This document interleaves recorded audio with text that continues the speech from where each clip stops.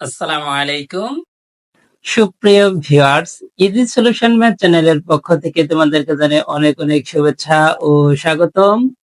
আজকে আমরা অনার্স চতুর্থ বর্ষে বিচ্ছিন্ন গণিত বই আজকে আমরা চ্যাপ্টার 3 হচ্ছে বিন্যস্ততা। এই চ্যাপ্টারে দেখো আমরা এই ম্যাথটি সমাধান করব এই লেকচারে। তো দেরি না করে শুরু করা যাক। দেখো এই প্রশ্নটাতে কি বলা আছে, কম্বিনেটরিক্স এর সংজ্ঞা দাও। দেখাও যে এন জিরো, এটাকে দেখো এই অংশটা পরে আগে ব্যাখ্যা দিই। আগে আমরা আগের অংশটা লিখে নিই যে কম্বিনেটরিক্স এর সংজ্ঞা দাও। কম্বিনেটরিক্স এর বাংলা অর্থ হচ্ছে সমন্বয় বিদ্যা। এখন আমরা এই প্রথম অংশের এই কাজটা এখানে সংজ্ঞাটা দিয়ে নিই, তারপর আমরা এই অংশের ব্যাখ্যাটা দেব। তো দেরি না করে চলো সমাধানে চলে যাই আমরা। দেখো প্রথম অংশ হচ্ছে কি কম্বিনেটরিক্স, তাহলে আমরা এখানে লিখে নেব কম্বিনেটরিক্স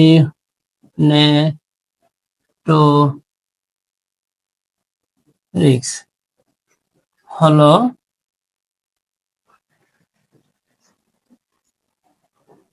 গণিতের একটি শাখা।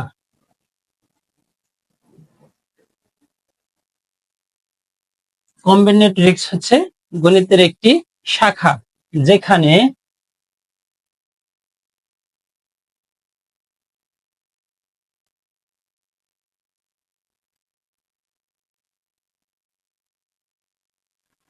কোন সেটের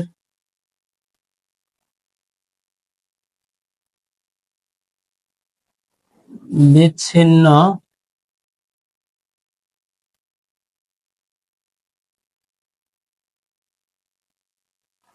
উপাদানের গণনা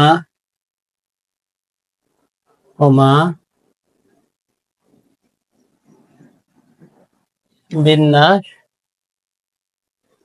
ও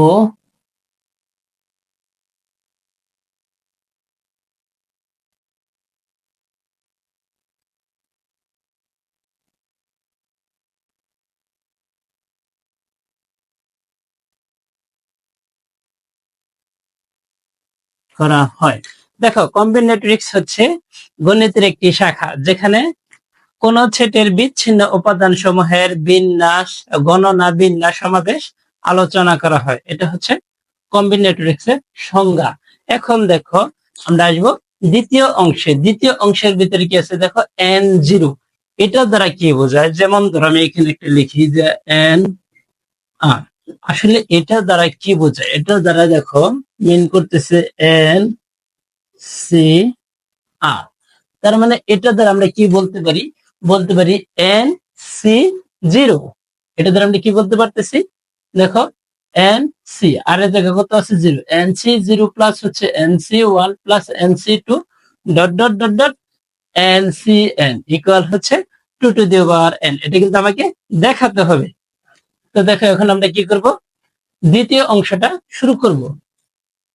দেখো দ্বিতীয় অংশ। এখন দেখো দ্বিতীয় অংশটা শুরু করতে গেলে একটা সূত্র লিখতে হবে। আমরা এখানে এক সূত্র লিখে নিই যে আমরা জানি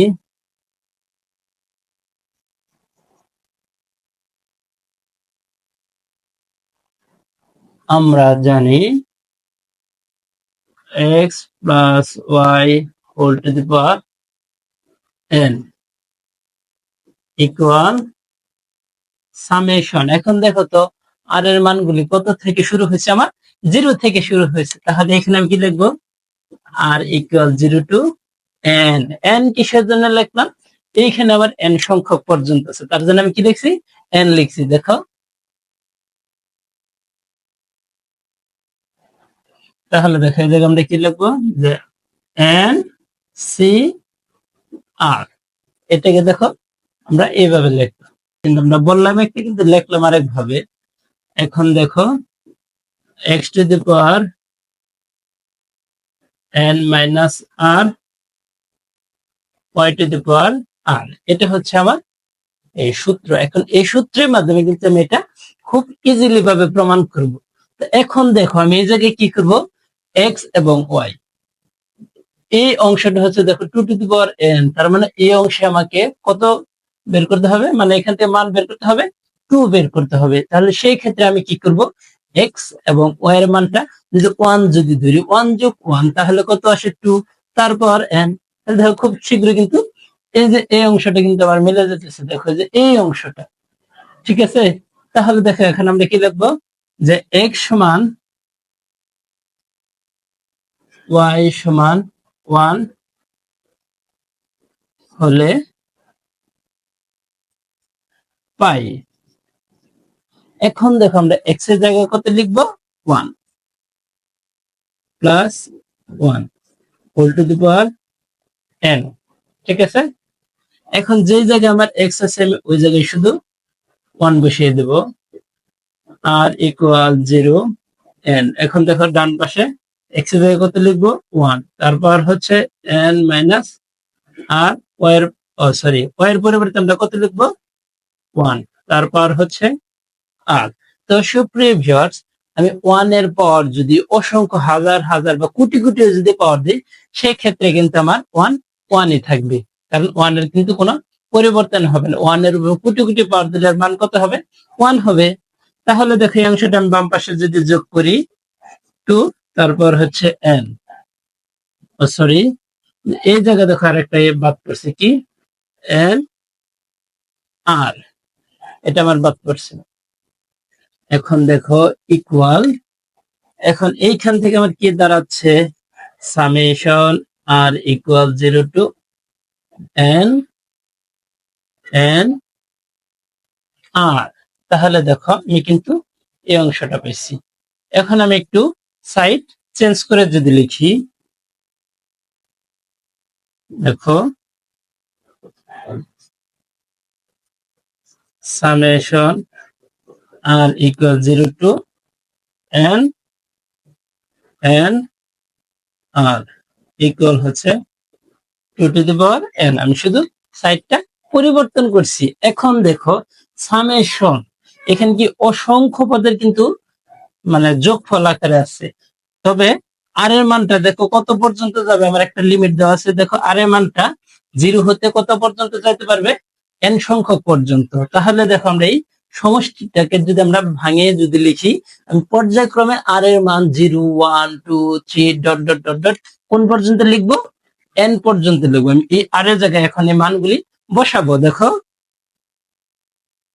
দেখো প্রথমে আমি আর এর জায়গায় কত বসাবো, 0 বসাবো। তাহলে উপরে কি আছে, n, এইখানে 0 প্লাস উপরে n ঠিকই আছে। এখন আর এর মান আমি পর্যায়ক্রমে বসিয়ে যাব। দেখো 1 যোগ n 2 ডট ডট,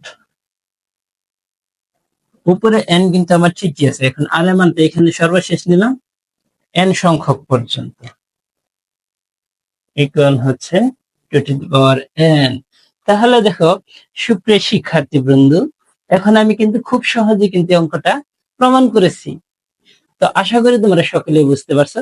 আজকের ক্লাস এই পর্যন্ত, দেখা হবে পরবর্তী ভিডিওতে। সকলে ভালো থাকবে, সুস্বাস্থ্য কামনা করে এখানে বিদায় নিচ্ছি। আসসালামু আলাইকুম ওয়া রাহমাতুল্লাহি ওয়া বারাকাতুহু।